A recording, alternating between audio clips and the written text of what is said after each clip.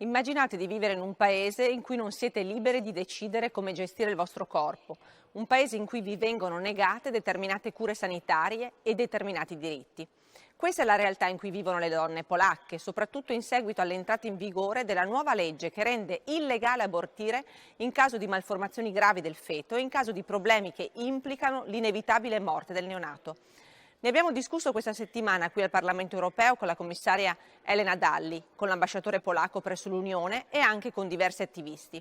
Voglio essere chiara su questo. La direzione in cui si sta dirigendo la Polonia non è accettabile. Vengono palesemente violati i diritti fondamentali delle donne che saranno costrette a ricorrere a pratiche clandestine rischiosissime per la loro vita. Continuerò quindi a battermi come donna e come parlamentare affinché tutti possano accedere alle cure sanitarie e tutti in Polonia possano decidere liberamente del proprio corpo. Anche questa settimana abbiamo ovviamente discusso di salute, approfondendo il tema della strategia vaccinale nella Commissione Ambiente e Salute, a cui hanno partecipato i rappresentanti delle principali case farmaceutiche impegnate in questa fase. È fondamentale che le aziende farmaceutiche rispettino gli impegni presi e le istituzioni devono mettere in campo tutte le azioni necessarie affinché il bene primario della salute dei cittadini sia tutelato. Serve aumentare la capacità produttiva e, dove possibile, consentire ad aziende terze di produrre i vaccini, in deroga anche alle restrizioni dei brevetti su cui oggi deve prevalere l'interesse pubblico della salute. Serve però anche uno sforzo a livello nazionale.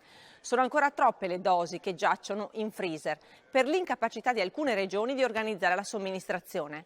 È evidente che un ruolo più forte del governo centrale è necessario per superare la confusione dovuta ai piani vaccinali diversi per ciascuna regione. Serve un coordinamento e una strategia nazionale unica. Il gruppo dei socialisti democratici, di cui faccio parte insieme ai colleghi del PD, ha ribadito la richiesta di una maggiore trasparenza nella lotta comune contro la pandemia. Abbiamo accolto positivamente l'iniziativa per garantire un miglior coordinamento dei test clinici e un'approvazione rapida dei vaccini più recenti e aggiornati, ma chiediamo si dedichi particolare attenzione alla capacità produttiva. Infine, continua il nostro impegno per trovare soluzioni al grandissimo problema dei migranti sulla rotta balcanica. Ci stiamo adoperando affinché vengano realizzati corridoi umanitari che portino al più presto al sicuro le persone più fragili, penso ai bambini non accompagnati, ai malati e ai disabili.